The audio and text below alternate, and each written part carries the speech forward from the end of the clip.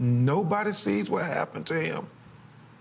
And he stays behind and doesn't ask for his phone. On Friday, July 3rd, 18-year-old Nolen Wells cooked dinner for his parents before leaving for a friend's house to spend the night. Nolen said, "Hey, Mom, I'm about to go. I love you." He gave her a hug and a kiss, and he left. The next day, Nolen headed out for a 4th of July boating trip with friends.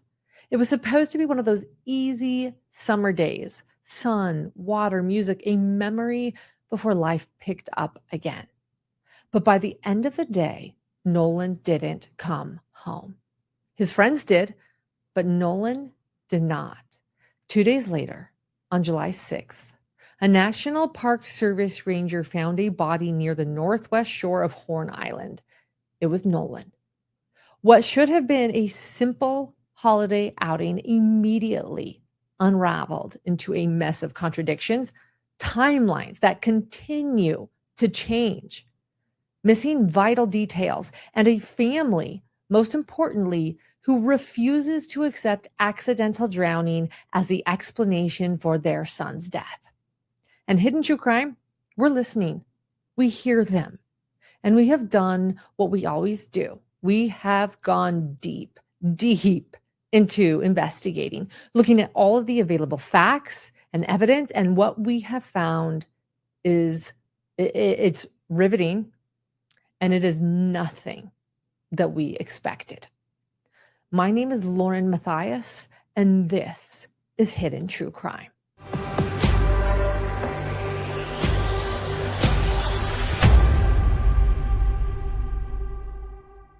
Authorities initially said they did not see signs of foul play and that drowning seemed likely, but Nolen's family, they didn't buy it. They want to know why he was left behind, why his phone and his keys ended up back on shore without him, why the timeline has kept changing again and again, and how a healthy young athlete who knew how to swim vanished on an island packed with hundreds of people. To understand why his family has pushed back so strongly, you have to understand who Nolen was. He wasn't aimless or reckless. He wasn't drifting through life like many teenagers might. Nolen was born on October 24th, 2002, and raised in Ocean Springs, Mississippi. Nolen Xavier Wells was a son. He was a brother. He was a teammate, a friend, and a young man with a lot of future plans. His family has described him as a kind soul and a born people person, someone who loved everyone. Out of all 6 siblings, everyone in the family agrees that Nolen had the best sense of humor. Growing up, he was extremely athletic. Nolen played football. He played baseball, basketball, and he was really good at swimming too. Yeah, after having taken lessons at the YMCA. After high school, he played wide receiver at Southwest Mississippi Community College, and his coaches described him as humble, hardworking, and the kind of player every coach hopes to have. His high school principal, Dr. Jacob Dykes, said Nolen left a lasting impression on everyone around him. His family said he lifted people up. He encouraged others. He brought positivity wherever he went. He had goals. He had direction. He had people who really loved him and relied on him, which is part of why his family has struggled with the idea that he would just casually put himself in danger. And the place where Nolen disappeared, let's talk about that. That's just as important to this story. So Horn Island is a remote barrier island 10 miles off the Mississippi Gulf Coast. It's part of the Gulf Islands National Seashore. There are no houses. There are no stores. There's no staff. There's no drinking water, no shelters, and definitely no cell service. It's just heat, sand, water, and whatever you brought with you. On a normal day, it's quiet. But on the 4th of July, it is packed, or at least it was this 4th of July. Hundreds of people, some estimates say around 300, anchored boats offshore, drank, swam, and celebrated the holiday. Nolen was there with people he trusted, friends he had known since freshman year. And one of them was Trayston Shepard. Another was Javon Williams, one of Nolan's closest friends. And Javon was supposed to ride with Nolan, but the boat, which belonged to another friend named Wyatt Pyron, it filled up before he could get on, so he ended up riding separately and arriving later. GPS records show that Nolan's group's boat had left its mainland dock at approximately 9:56 a.m., so almost 10 a.m., and reached Horn Island at 11:14 a.m. And when they arrived, they anchored offshore and waded through the water to reach the beach. According to Trayston, many people on the island were drinking. That included Nolan and others in their group. At some point, Nolan met a girl named Katie McCormick. While everyone agrees on this part, Nolan was alive on the island, hanging out with Katie, wearing blue swim trunks, sunglasses, and no shirt. And after that, the timeline, well, it begins to fall apart. One detail that exploded online was that Nolan left his phone on the boat. People questioned why an 18-year-old, especially one who had just met someone new, would leave his phone behind, right? But locals, again, they said that this was common on Horn Island because phones get ruined or lost in the water. And again, no cell service. Still, the phone became symbolic because while the phone came home, Nolan did not. The sheriff said that Nolan was last seen around 3 p.m., but Javon said he saw Nolan around 4 p.m. Javon said that Nolan greeted him immediately when he arrived. They hung out, and then Nolan went back to Katie. So the first question for me becomes, was Nolan last seen at 3 p.m., 4 p.m., or some other time entirely? Because investigators were still trying to stitch those hours together. According to Nolan's friends, when they decided to leave, Nolan said he would get a ride back later, and they assumed that's what happened. But that assumption did not last long, because around 11 p.m., a friend of Nolan's contacted the Coast Guard. We don't know what was said during that 11 p.m. call with the Coast Guard. And all the agency has said so far was that at that point, they didn't require Coast Guard assistance, which I think is really interesting.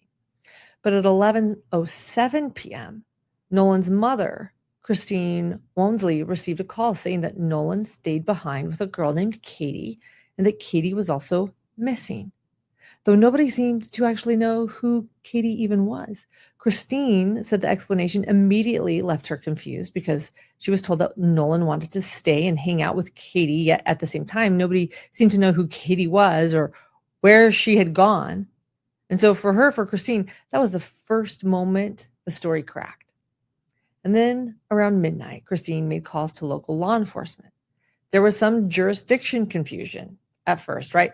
But after doing some back and forth between different agencies, the Jackson County Sheriff's Office opened a report. And later that night, Nolan's parents met a deputy in a McDonald's parking lot and told them everything that they knew at the time. The search quickly began.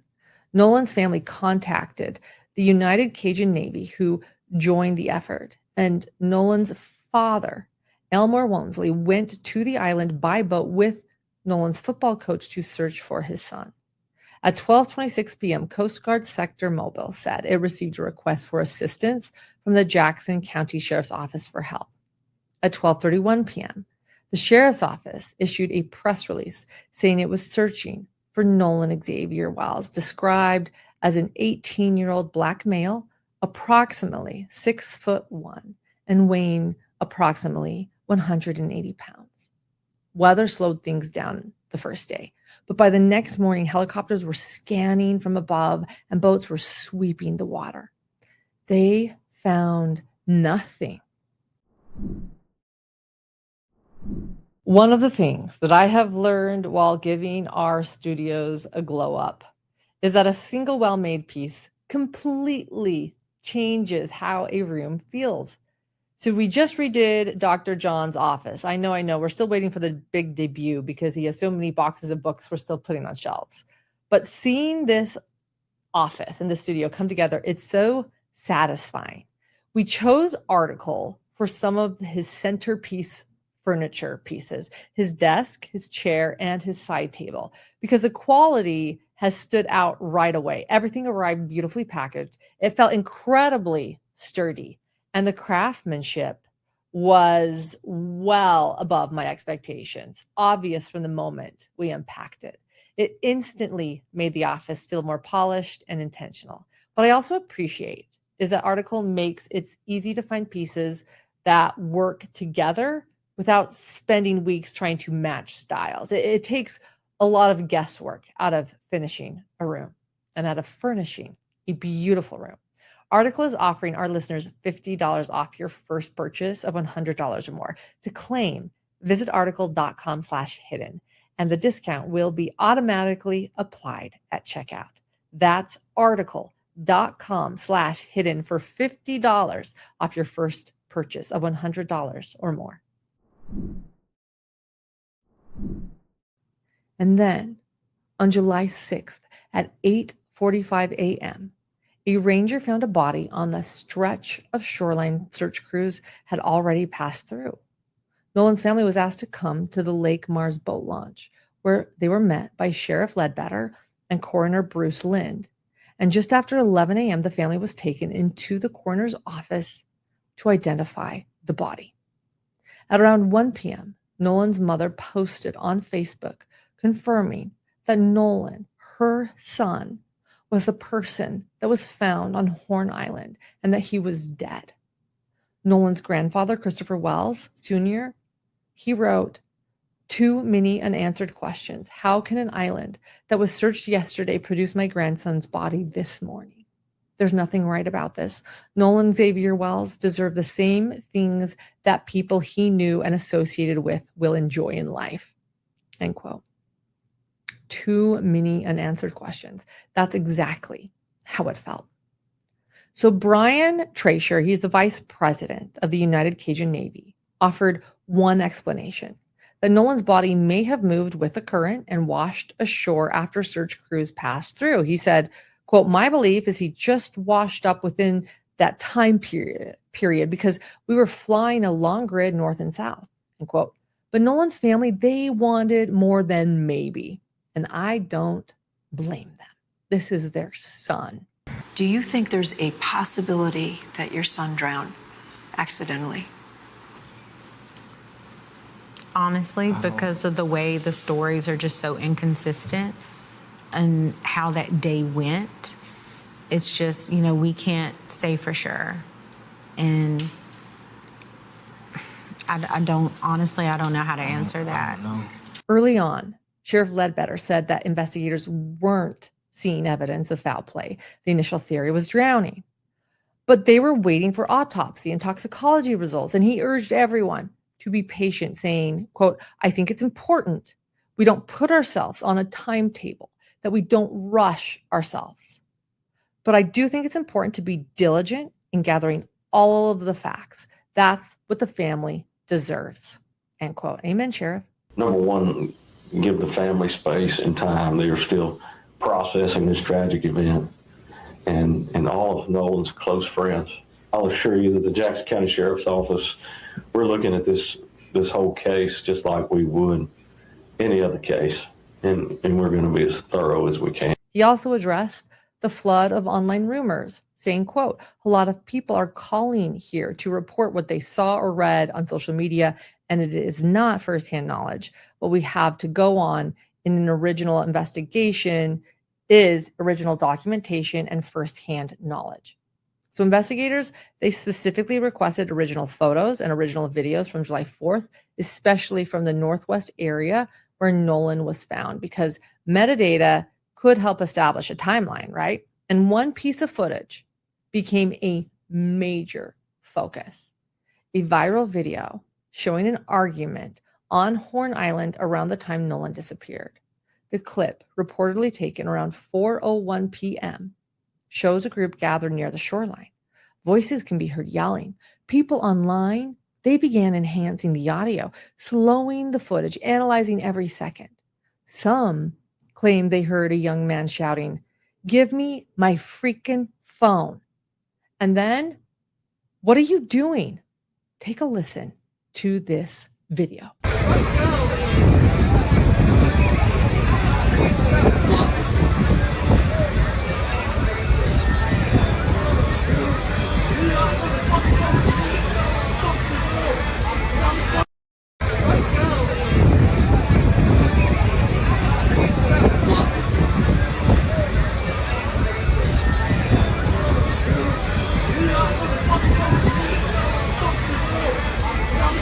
And because Nolen's phone returned to shore without him, many people jumped to the conclusion that the voice belonged to Nolen. But did this footage capture Nolen's final moments? Did it prove that there had been an altercation that investigators were not acknowledging? Well, days later, Trayston Shepard came forward and said, no. He went on Good Morning America even. Yeah. And Trayston said, that's me yelling. Trayston said that the tension started while he and his girlfriend were arguing in waist-deep water off the island. And according to him, a man who wasn't part of their group stepped into the middle of a disagreement, which only made things worse. Trayston said, quote, I told him he needed to mind his own business. Well, the situation escalated enough that his uncle reportedly told him to get back on their boat so they could leave the area. And even then, Trayston admitted that he still wanted to continue the confrontation while his friends stayed on the beach. He said that at that point, another adult on a nearby boat started filming, capturing the footage. Trayston added, quote, I wanted to fight, and I'd felt like I hadn't had my fair share. Interesting quote. His version of events was backed up by his girlfriend. It was backed up by his uncle and a family friend who all said that they witnessed the incident. That friend told Rolling Stone, quote, he wanted to get off the boat and go fight the dude who he got into it with. Nobody knows what Trayston was saying better than me because he was screaming it in my face, end quote. Well, Javon Williams also commented on the video saying, that altercation, it sounded just like my other friend who got into another altercation on the boat. As he was in that altercation, I was trying to calm him down. They were trying to get him out off the island, trying to get him back to land because he was just losing it.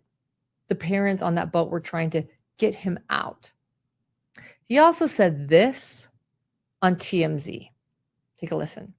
It probably was around, I want to say around like 100 people. Like everyone from Horn Island, everyone at Horn Island like that lived on the coast were there pretty much. Obviously, it was older people. There was a lot of people there, like, honestly. But I seen Nolen whenever I had got out there around 11 o'clock. I had walked down to their boat. I had seen him, and it was like a whole bunch of people. I didn't expect it. So I seen Nolen. As soon as I seen Nolen, he's like, hey, bro, what you doing? Like, I love you, dog. I love you. And then we were just hanging out, chilling, just having a good time. And then so I want to say around 3:40, 4 o'clock, altercation had happened between one of my other friends. I don't want to say his name, but he had got an altercation. So I went and checked on him for about 20 to 15 minutes. I came back, Nolen's boat and the people that he was with were gone. But the thing about the two boats that I said, there were two boats tied up. So therefore, I didn't know which boat Nolen exactly was on because they were both tied up. Well, Trayston later said that the friend Javon was referring to was him. And in the interview, Trayston also said again that Nolen stayed behind because he was wanting to spend more time with Katie, insisting there was no drama, there was no fight. It was a teenager interested in a girl that he was meeting on a holiday and a day of boating. He said Nolen planned to catch a ride back later, and investigators said multiple witnesses backed that up. But Nolen's family, they didn't believe it. They don't believe it.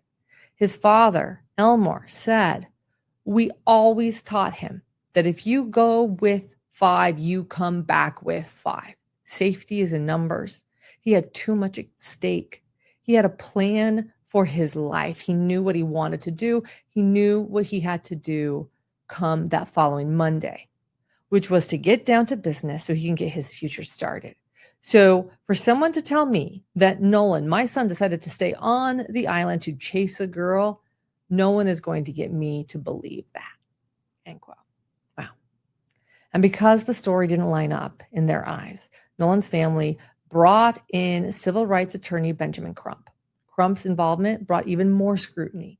He made it clear the family was not satisfied with waiting for the investigation to run its course. They wanted their own experts examining the evidence. Crump began pointing to inconsistencies, starting with Katie.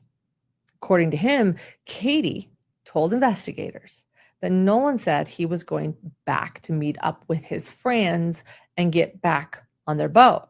The friends reportedly told investigators the opposite, that Nolen had told them he planned to stay behind with Katie. Crump said, quote, "The fact that you have the young lady who said that Nolen said he was going to get back on the boat with the boys, and then the boys said no, Nolen told them that he was going to stay with the girl. Which one is it? Someone must not be telling the truth. So who is it?" For Nolen's family, this is not a minor discrepancy. It is central. Nolen, if he intended to get back on the boat with his friends, then when and how did they become separated? But if he truly planned to stay behind, why would he willingly stay on a remote island without his cell phone? Teenagers do not leave their cell phones around. Crump repeatedly returned to that point, asking, what 18-year-old teenager says, hey, I'm going to stay behind on the island and doesn't ask for their cell phone? Teenagers love their phones, and two, that's his means of communication. If something happens, you need your phone. There are hundreds of people on that island. Nobody sees what happened to him. And he stays behind and doesn't ask for his phone. As the family continued looking for answers, they raised additional concern about Nolen's belongings. His car had been left parked at one of his friends' homes. His phone was no longer with him. And according to the family, neither his phone nor his car keys were voluntarily returned right away. They said that they had to track down the phone themselves using a monitoring app. Reverend Al Sharpton, who has been supporting the family, said they didn't voluntarily tell her they had his phone. They didn't voluntarily say they had the keys. So if they had not been tracked down, we don't know if they would have ever known where it was. Some of this doesn't make sense. End quote. So when Christine finally got Nolen's phone, she noticed something immediately. No Snapchat activity. His mom knew something was up. His mom said, it isn't even 24 hours, which is how long videos and pictures stay in Snapchat. I've seen Nolen wherever he snaps. When he goes and he's having fun, he does videos. There was absolutely nothing. And a mama knows. I believe her. The family also said the phone's location data did not match the timeline. And Crump later said the family believed messages may have been deleted before they recovered the phone. He said, quote, "It is very implausible that Nolen would have not wanted his cell phone with him if he was going to stay on the island." There are so many inconsistencies going on. Because the phone could contain valuable evidence, right? The family wanted independent experts to examine it before turning it over to investigators. Sheriff Ledbetter confirmed that detectives had requested the phone, and Crump said that the family intended to cooperate, but first they wanted their own forensic experts to review it. The DA later agreed to a joint forensic examination, allowing investigators and the family's experts to review the device together. Meanwhile, investigators continued interviewing everyone involved. Dr. John and I have talked about how people are actually usually kinder to themselves when it comes to physical health than mental health. Like if your knee hurts, you might not think twice about seeing a doctor. But if you are struggling with anxiety, burnout, or going through a very difficult season, so many people convince themselves they should just push through it. That's one of the reasons that I appreciate Rula. They make it easier to find licensed therapists and mental health providers who accept insurance. They partner with more than 100 insurance plans, and the average copay is actually about $15 per session. They also help you find a provider based on your goals, preferences, and background with appointments that can be available. Available as soon as tomorrow. So head to rula.com/hidden to get started today. That's Rula, RULA.com/hidden for quality therapy that is covered by insurance. Thousands of people already using Rula to get affordable, high quality therapy that is actually covered. Visit rula.com/hidden to get started. RULA.com/hidden. You deserve mental health care that works with you, not against your budget. Several of Nolen's friends retained attorneys, and authorities said the friends and Katie were cooperating. At a press conference on July 10th, Nolen's mother said one of the things that troubled her the most was how quickly the possibility of accidental drowning entered the conversation. Just like that. All of a sudden, just accidental drowning. She said, I do absolutely respect law enforcement. She made that clear. I absolutely respect law enforcement is what she said. But she also said, quote, the accidental drowning thing, it made both me and his father uncomfortable. Why are we so quick to rush to this? End quote. She said the family, they want transparency, not conflict, right? Transparency, give them transparency. Sheriff Ledbetter said investigators were following every lead and waiting for autopsy and toxicology results. I am waiting for them too. He said, quote, we're working toward the same goal as the family. We want a thorough investigation. That's what we're going to continue to do until we arrive at the answers that the family deserves. And while detectives continued saying that they had not uncovered evidence pointing to foul play, Nolen's family believes that there are too many inconsistencies to accept that conclusion without independent experts examining every single piece of evidence. And the controversy surrounding the phone and the argument video weren't the only things fueling speculation. Yeah, there's more. Around the same time, another image began circulating online. So in this image, it's a photograph showing Nolen with a group of people at what appears to be a pool party. It had been posted on July 5th, the day after Nolen disappeared. Rumors spread that the photo proved that Nolen had made it back to the mainland alive. Yeah. Crump even reposted the image, writing, quote, now listen, I don't know if these are facts or rumors because no official statements have been confirmed. We sometimes have to follow all clues until the truth is found, end quote. But the theory, it spread quickly. Once online, you can't keep these things small. But it soon fell apart because Trayston told Rolling Stone that the photo had nothing to do with the 4th of July weekend. It had been taken more than a week earlier on June 27th during a pool party. It had simply been uploaded on July 5th. Rolling Stone, they actually reviewed metadata and spoke with multiple people who attended the June gathering. They obtained additional photos from that night, all supporting the same conclusion. Trayston identified the people in the photos, including Nolen, and called the rumor unbelievable and heartbreaking. For Nolen's family, every false lead meant more emotional whiplash. Every rumor has raised hopes only to collapse every time that hope is given to them. So investigators, while they are working through more information, the family, Nolen's family, has been becoming increasingly convinced that they cannot rely solely on the official investigation. At a July 10th press conference, Nolen's parents said they wanted to change the conversation. They didn't want the conversation to be about rumors any longer.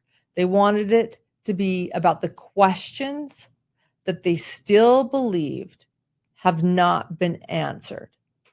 Benjamin Crump stood beside Nolen's parents and announced that the family would be pursuing an independent autopsy in Washington, D.C., funded by former NFL quarterback Colin Kaepernick, who had quietly stepped in to help Nolen's family. Crump said the family wanted a second examination performed by a pathologist of their choosing, someone who could look at Nolen's injuries and toxicology results without the constraints of the official investigation. Tyler Perry had also reached out offering to cover Nolen's funeral expenses so the family could focus on grieving rather than worrying about the financial burden of laying their beloved 18-year-old son to rest, their son with an entire future ahead of him. It's been really touching to see the support and love Nolen's parents have been receiving. Support has been pouring in from across the country from people who have never met Nolen and never met him, but felt compelled by sort of these unanswered questions and these grieving parents and the mystery surrounding his death. A GoFundMe was created to help with funeral and memorial costs, and it has already raised hundreds of thousands of dollars, which really reflects how deeply Nolen's story has resonated with strangers who saw themselves or saw their children or saw their communities or villages in this tragedy. And of course, Nolen's loved ones, they are struggling immensely. Along with several photos of the two having fun and growing up together, Javon and Nolen, Javon Williams posted, quote, "Oh boy, where do I even start? Nolen, you were truly a blessing in my life, man, from the day I met you since we were kids. We just clicked. You always took me under your wing and showed me what a true friendship and brotherhood should be. I'm missing you more than anything, man.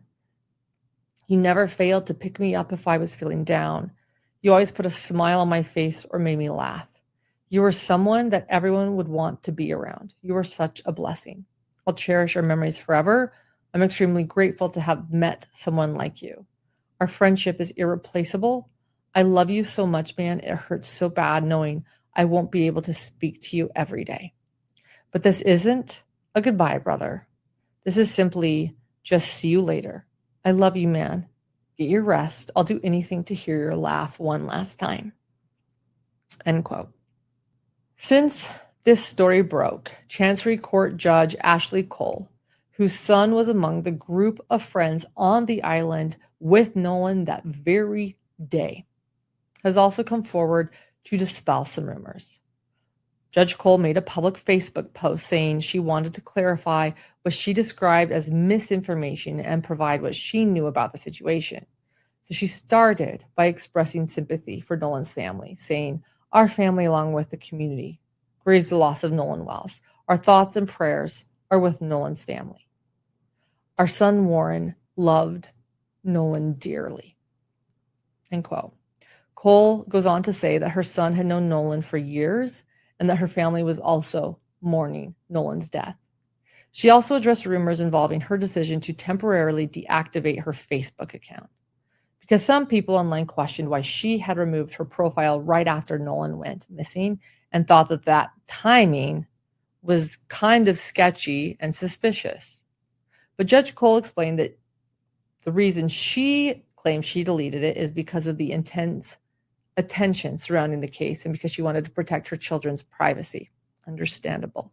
She wrote, "My husband and I have 6 children and we protect their privacy. We do not believe it is appropriate for our minor children's photographs to be circulated throughout the internet, presenting potential threats to their safety." End quote. She also addressed her position as a judge and denied that she or her family had attempted to influence or interfere with the investigation. Cole said neither she nor her husband were on Horn Island at any point on July 4th and denied that anyone in her family had tried to prevent law enforcement from doing their job. But the part of her statement that became most important to the timeline involved the boat. Yeah. According to Judge Cole, the boat carrying Nolen's friends began having problems and started taking on water. She said the group was forced to leave because of concerns about the boat's condition.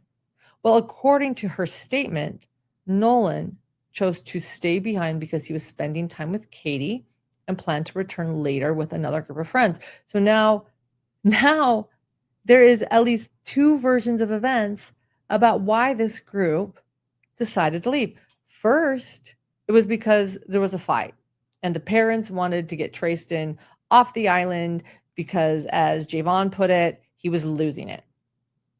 But now it's because the boat was taking on water. So yeah, a lot of discrepancies here. And those are all pretty big events that you think everyone would be on board with right away and be able to share right away without any confusion. So why the discrepancies? That's what gets me the most.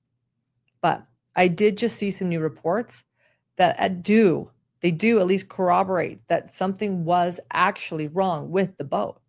According to new GPS data obtained through a records request, the group's boat left the island at 4:31 p.m. And then not long after, the group placed a distress call asking for towing assistance. And in the audio obtained from the call, the person driving the boat says, quote, "Hey, we're at the west tip of Horn and our pump stopped working. We're sinking. Can you all please come? I want to get this boat unsank and towed back." And then a dispatcher asks, "And is everybody on board in good health otherwise?" The caller replies, yeah, everybody's on board. "We're sinking. Can you all please come?" And is everybody on board in good health otherwise? Yeah, everybody's on board. The boat was towed for approximately 3 miles and then began traveling at a normal speed again less than an hour later. It returned to the location from which it had originally departed at 5:44 p.m. and later traveled into Fort Bayou before returning to the boat launch at 7:19 p.m. It then traveled overland, apparently while being towed by a vehicle, to the home of its owners. And so that information does prove that there were problems with the boat, and it does at least help narrow down the timeline of when the group left the island. But while Judge Cole and everyone else has reiterated the Katie story and that Nolen planned to return later with another group, which is it? His parents have continued to say that he would never separate from his friends, especially knowing the dangers of being on the water. They again pointed out that he had football workouts the following week and had plans. And through all of this, the rumors, the false leads, the conflicting statements, so many conflicting statements, Nolen's family keeps coming back to the same questions. Why did Nolen leave his phone behind? Why? We don't have that answer. Why? Why did his friends return with his belongings but without Nolen? Why? Why? And if Nolen truly planned to return later, who was he supposed to return with? Those questions became even more complicated because of who? Katie, because of Katie's account. So what does Katie have to say about this, right? I want to know what Katie has to say. Well, Katie says that Nolen told her he was going back to get on the boat with his friends, right? But the friends, again, say that Nolen told them he was staying with Katie. Both versions cannot be true. Or, I guess they could both be true. And then where did Nolen go? Did he fib to both of them? I doubt it. Either Nolen intended to stay behind or he intended to leave with the group, right? Is there another plan here? I don't know. Someone's account, though, is wrong. And at this point, the investigation is far from over. Autopsy results, again, they are still pending. Toxicology testing, that has not been completed yet. Witness interviews are ongoing. Digital evidence is still being reviewed. And the case is reportedly going to go before a grand jury where the evidence will be examined under oath. We've just had an opportunity to meet with District Attorney Angel McElgrath and some members of her team. We had a very respectful meeting. the thing I assume some of you may know, the thing to announce, she shared with the family that there will be a grand jury that she will turn this case over to once they have collected all the information and finished their investigation. We also agreed that we will have a mutual inspection of the cell phone with our experts and their experts. Attorney Eric Hertz is helping lead the investigation team with former law enforcement experts who are going to help us with the cell phone download. So everybody will be able to see at the same time what the cell phone has. We also talked about trying to make sure we dot every I and cross every T. I know that we're getting about 50 calls a day to 100 calls a day from people who were there on Horn Island, people who are familiar with individuals that were there on Horn Island. And so we continue to be steadfast in trying to get to the truth of why Nolen Wells is dead. This is actually a common step in Mississippi, actually, when someone dies under suspicious or sort of unexplained circumstances, the grand jury will review the facts and decide whether there's enough evidence to bring any criminal charges.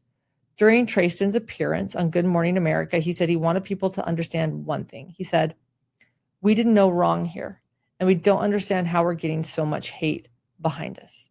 We all cared and loved Nolen, and nobody wanted to see Nolen die.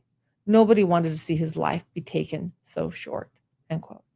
He described the past several days as devastating, not only because he had lost one of his closest friends, but because he believed social media had turned the surviving friends into suspects before investigators had ever reached any conclusions. He said, "I'm tired of speculation, of not being able to talk. It's time for somebody to start speaking up. I'm not just hurting because of Nolen. I'm also hurting because I call my friends and you can hear it in their voice that they are terrified of what these people will do to them. It's gone completely way too far," end quote. Yeah. So when I look at everything that we know so far, which means the timeline or the lack of timeline, it's still a confusing timeline. Was it 3 or was it 4? The boat was allegedly sinking at 4:30, right? The conflicting statements, Katie versus his friends, the number of unanswered questions keeps mounting without any answers, unanswered questions. So it's easy to understand why many of us have landed in very different places about what we believe happened to Nolen Wells on Horn Island. And honestly, I don't know what happened. I don't know what happened, but I support Nolen's family. I support their desire to have these unanswered questions answered. I support their confusion and request to be part of the investigation.